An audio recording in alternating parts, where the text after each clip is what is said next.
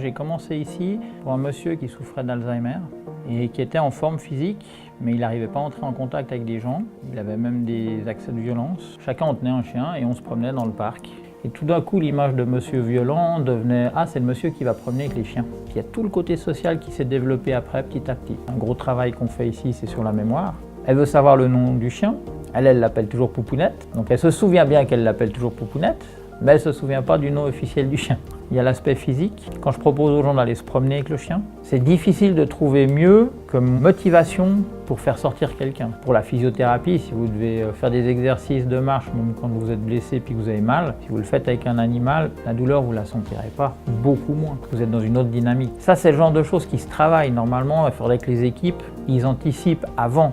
On y pense. Quand elle sait que c'est le mercredi, elle est déjà toute contente le matin parce qu'elle sait qu'à l'après-midi, on va faire des jeux. Donc ça lui permet d'avoir du plaisir avant même de voir le chien. C'est tous des moments gagnés. Ensuite, il y a le moment qu'on vit et après, il faudrait en reparler le lendemain. Et hop, on maintient cette dynamique positive. Juste pour une séance d'1 heure qu'on a fait, on a gagné 1 journée, 2 journées, 3 journées de positif.